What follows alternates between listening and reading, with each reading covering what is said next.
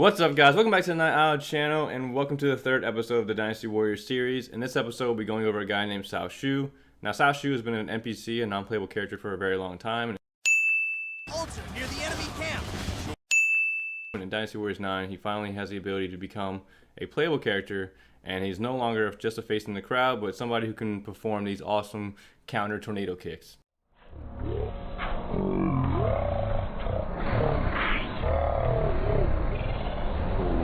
Fatality. And with that being said, guys, let's jump right into it. Hope you guys enjoy it.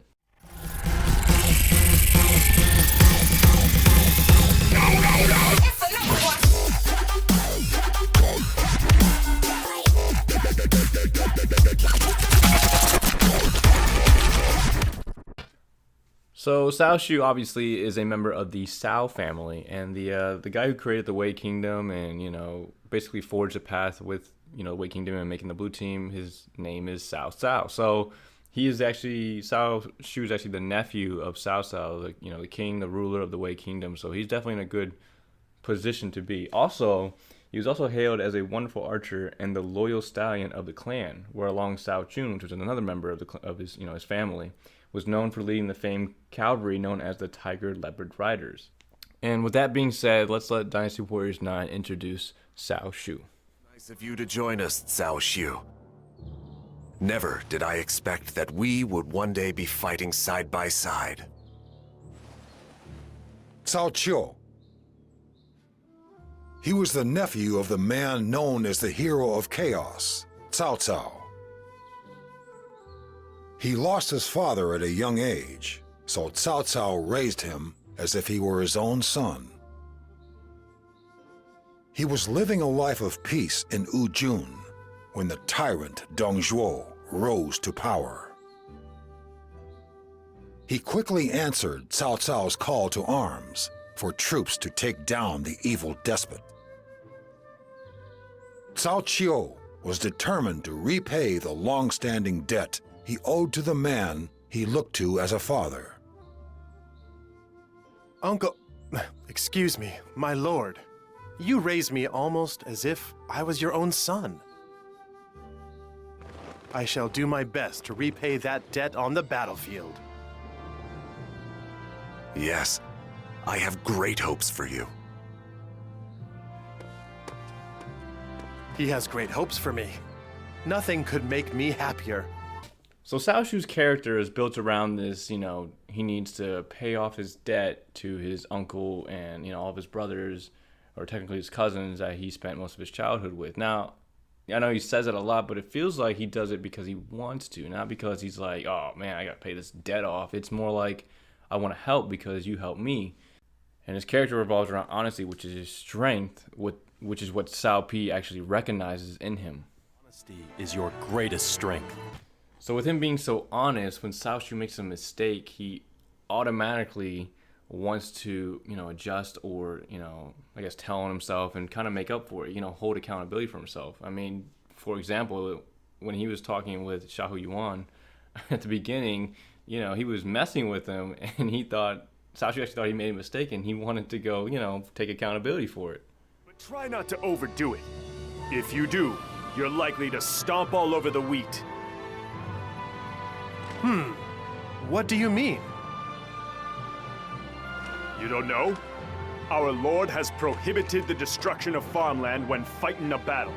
Stepping on wheat that has yet to be harvested results in a stiff fine. I never heard anything about that. I accidentally trampled a wheat field just a little bit ago. How could I have been so careless? I must report this transgression at once and face my punishment.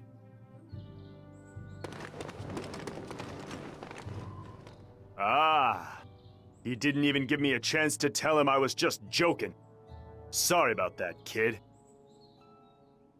Although he's so honest and straightforward, much different than our Lord's other son. I guess it's got to be one extreme or the other when he raises his kids. So as you can see, Cao Xiu thought he was in trouble, or he made a mistake and it didn't go reported, so he wanted to report himself for it. And then also, if you notice that little, a little statement that, Xiao Yuan said at the end there, he said he was, he's honest and straightforward, but he also said that his other son, right? Cao Xiu has a lot of sons, by the way, but we know he was talking about Cao Pi. He was like, his other son is completely the opposite. And then he's like basically saying that, with his kids, it's either one end or the other. Just a little interesting tidbit there. But anyway, Cao Xiu, basically his story revolves around this honesty and kind of like, if he messes up or something happens that he didn't see, he feels bad. For example, fast forward a little bit, to the battle, or I think it was right after the Battle of Fine Castle when Guan Yu dies. Cao Xiu dies around the same time, and Cao Xiu is actually down on himself because he didn't see it coming. Lord's condition. In the end, I never repaid the debt I owed him. Qiu, you are not the only one who feels down.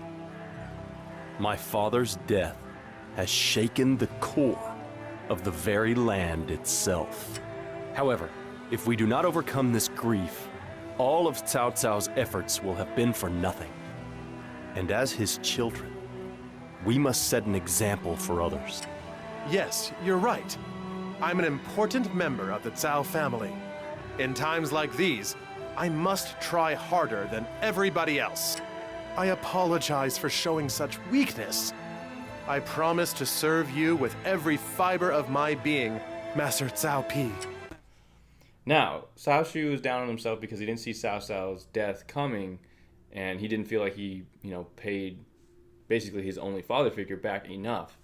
I feel like if, Cao Cao was alive long enough to conquer the land and Cao Xiu saw that, he would have been like, I finally paid my debt back to him. The land is at peace, yada, yada, yada. That didn't happen. He died. Cao Xiu was on himself. Cao Pi said, no, it's fine. Everybody did not see it coming. You're just like everybody else. There are a couple other instances where that happens. Cao Xiu's in a bind or he feels bad or something, and Cao Pi's like, no, it's okay. Now, the one battle that they did not include in Cao Xiu's story, it is the Battle of Shiting. Cao Xiu's most famous battle is the Battle of Shiting. Now, the Battle of Shiting is actually in Dynasty Warriors 9, but through his story, you don't get to play it as Cao Xiu, which I thought was kind of weird.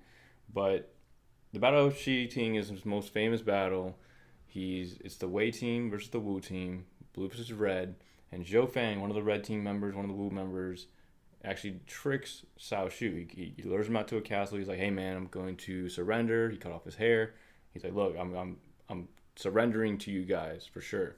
Cao Xiu goes all the way out there, gets surrounded, and he's caught up in an ambush.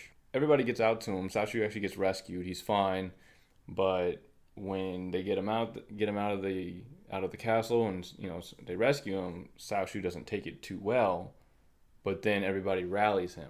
Ah, Master Cao Qiu. I am relieved to see that you are safe. I am grateful for you rescuing me. However, I am afraid to show my face to anybody. My foolishness led me to be deceived by Zhou Feng and put my allies in danger. You should not be so hard on yourself, Master Cao Qiu. The enemy simply use their craftiness to take advantage of your trusting nature. Indeed. Furthermore, the battle is not over yet. We must save as many allies as we can and defend Shouchun. Master Mancheng, Master Xu Huan, I cannot thank you enough. I must put my regrets behind me and keep pressing forward. I shall overcome the enemy and eliminate the threat facing our forces. So it's hard for me to say that, after this battle is when Cao Xiu's story ends. Technically, historically, it does end. Cao Xiu, after the Battle of Shiting, is embarrassed. He dies of, gets ill because of, how shameful and guilty he feels from what happened. He lost a lot of people. He basically walked into a trap, got a lot of people killed, and it was all for him. I mean, yeah, he felt pretty bad. So he got up sick and ended up dying. So I think his story ends right before that happens. So, I mean, watching his cinematic, it made me get that feeling of like, oh, well, he's about to go to the Battle of Shiting, and that's why they cut off the story, because the character actually dies soon. So I think that's what they do here. Army in the Battle of Guangling. However, Cao Pi wished to be cautious of the Wei army's losses and ordered his men to withdraw. Later, Cao Xiu would go on to bravely face Wu in battle. He was so impressive that Cao Pi named him commander of the effort against Wu. Once more, Cao Xiu set out for the border region between Wei and Wu. Amongst the crowd that had gathered to see him off, there stood an unexpected figure watching his departure.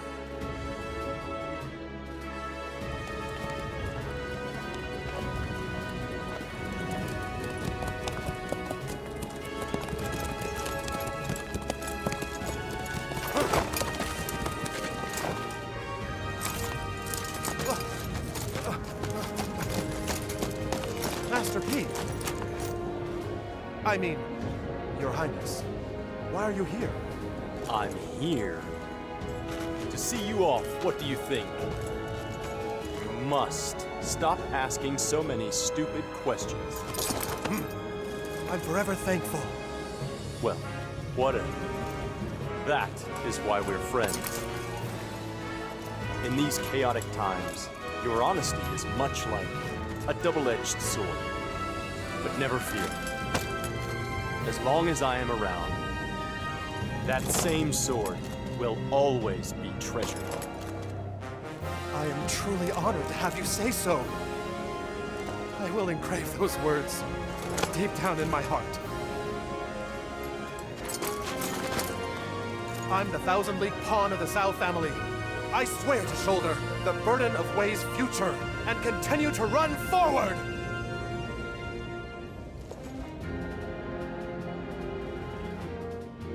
So that's how Cao Xiu's story ends. After that, I'm pretty sure he goes off to battle, and that's when he dies of the Bao Xing. I'm not sure, but that's what it seems like it was happening.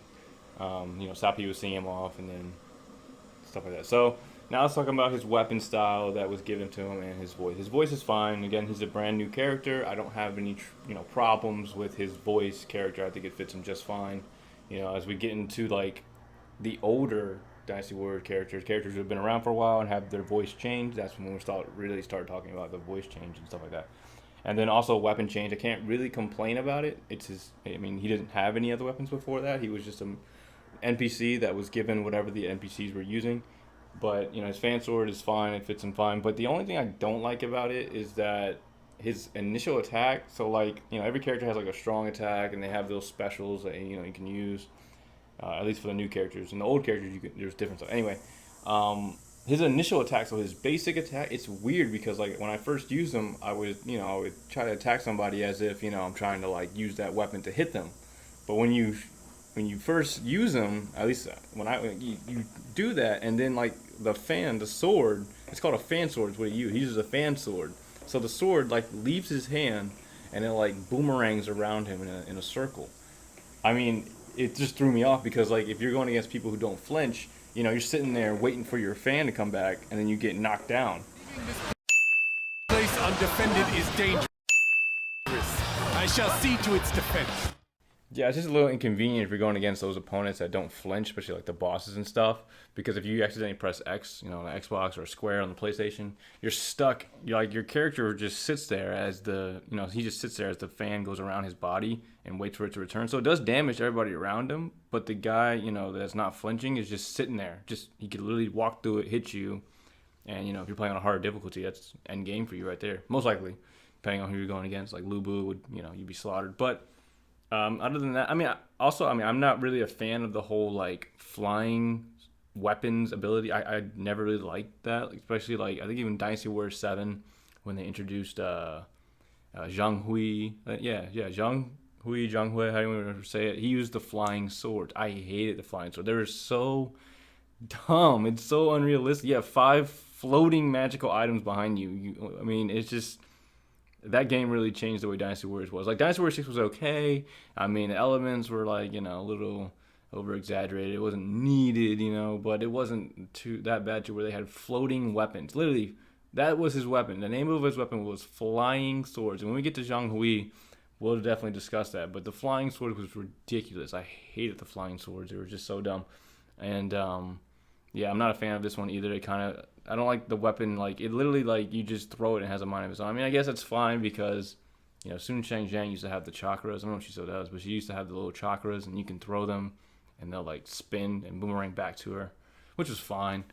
That's not a big deal. But the flying swords was way too much. I was like, what are they doing? Why are they putting that into the game? I love the, you know, older, you know, fighting, you know, 10, 12 people at one time, but like it doesn't feel like you're blowing everybody up with one shot, you know. I don't know. We'll discuss that in a different video. But Cao Xiu, weapon, it's fine. I'm not, like I said, I've done Cheng Pu. I prefer his weapon style over Cao Xiu. You know, Cheng Pu's more, you know, more old-fashioned and realistic, you know, besides like the whole flying thing, which I mentioned in that video. But yeah, I mean, Cao Xiu was a good character to play with. He's number 88 on the, you know, on the rank so far. He's definitely, I mean, he's definitely below Cheng Pu. Cheng Pu's definitely higher, and he's definitely higher than Xinjiang Yang. Xinjiang Yang she was just, ugh, terrible character. They need to work on her. Give her a different weapon, something. Give her a different story, because I really don't know what the purpose of her story was. But other than that, Cao Xiu was, you know, it wasn't too bad to play with. I like his character. I like who he is. I like the way they built him. You know, honesty and, you know, humility and stuff like that. A lot of characters are built like that, and those are always my favorite characters to play with. I just don't like his weapon style. The fan sword, not a fan. Not a fan of the fan sword. Anyway, hope you guys enjoyed the video. That's all I got for Cao Xiu for now. You know, when Dynasty Warriors 10 comes out and he is remade, or if he's the same, we'll continue with his analysis then. But other than that, guys, hope you guys enjoyed the video. If you did, I would definitely appreciate a like, comment, or subscribe. If this is the first video you've seen from my channel, definitely appreciate you for watching. And I will catch you guys in the next video. Thanks.